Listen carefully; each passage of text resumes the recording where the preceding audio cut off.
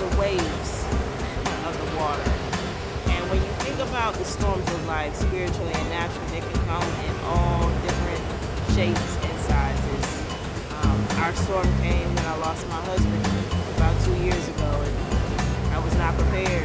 It blew my mind. I was not ready because when you think about losing someone, especially your spouse, you think old age, after y'all done had a good 60 plus years of marriage, then health issues might come and, that type of scenario. Well, that didn't happen for me.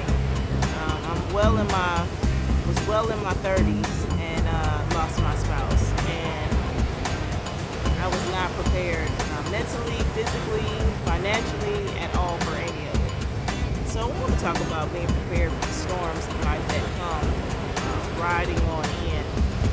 And so when you think about storms in life, when you think about things that can happen that you're not necessarily wanting to or prepared for, it can get a little bit shaky and scary at times. So some things that we can do physically, like say, or a tornado or a natural disaster that happens with the weather, some things you might want to do to prepare is having emergency kits around your house.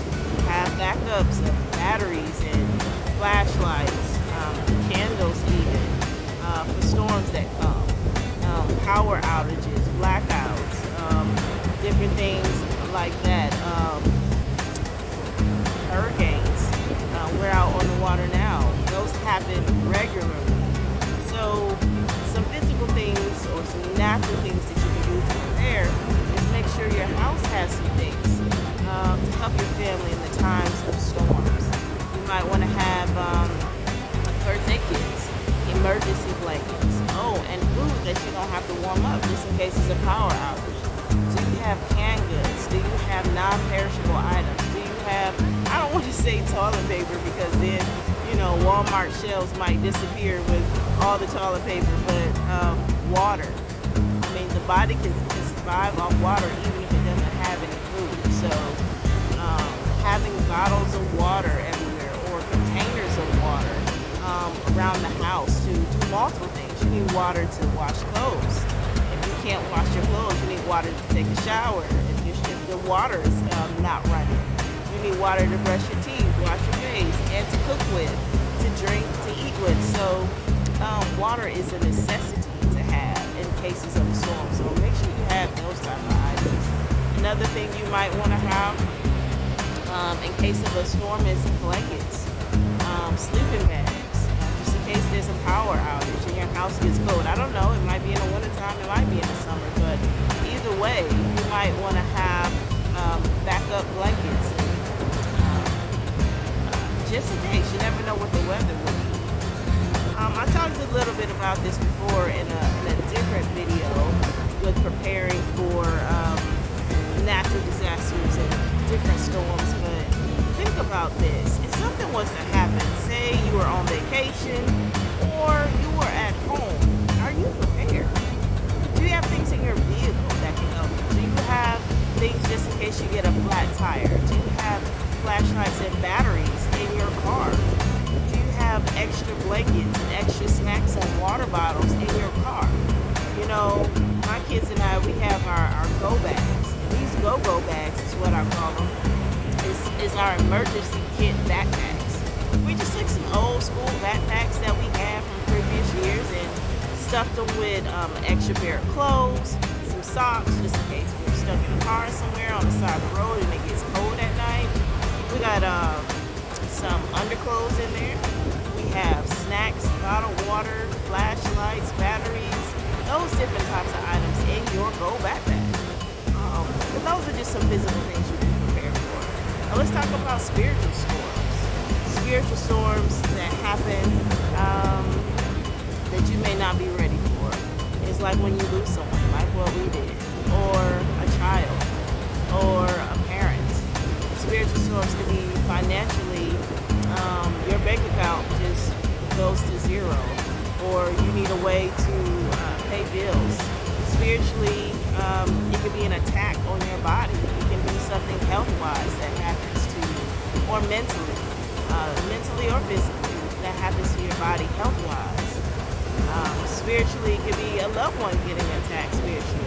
It could be your name being drugged through because you're preaching the word of God and someone has spread lies about you. There's all types of different attacks that can happen, but one way I know to be prepared spiritually is the word of God. Nothing beats the word of God. Nothing beats the word of God. So every morning, what my family do, what we do, is we dive into the word. And they're not too young to be quick parents. You have to start early. We dive into the word of God and we read together and we study together because that is the best tactic for the adversary is the word of God. Another tag along with the word of God is praise and worship. Many of you know my husband was a musician, so there was music always going in our house. Song, worship, and sometimes you don't even need the music on. Sometimes you just need to walk around your house and just pray. My mom, I remember being young and just hearing her walk around our house 4 or 5 o'clock in the morning downstairs, just praying and speaking in tongues. That is how you prepare for spiritual disasters, spiritual things, attacks that might come in your life. Prayer, worship, praise. You know, praise is a weapon. Start praising them and your enemies will flee.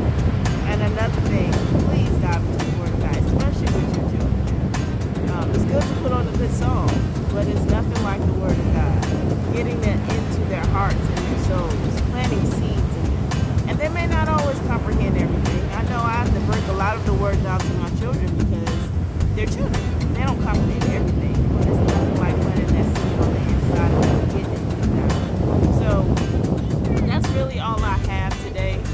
As you hear my kids and other kids in the background, I think I'm ready to close this video out, but I just want to say, be prepared as best as you can. The word of God, praise, worship, song, together as a family is always the best way. And then, naturally, don't forget, the waves and storms of life can come when we least expect it, like it hit my family. Be prepared. Talk to people. See. Research. And these are just a few items. There's other ways that you can be prepared too, like getting a will and trust. Hey, we need those. Get that in order. Start small and then build up. Start where you can. Starting an emergency savings. That always helps. These are the things that we need to prepare for the storms and waves of life, spiritually and naturally. But I hope this helps somebody and encourages somebody.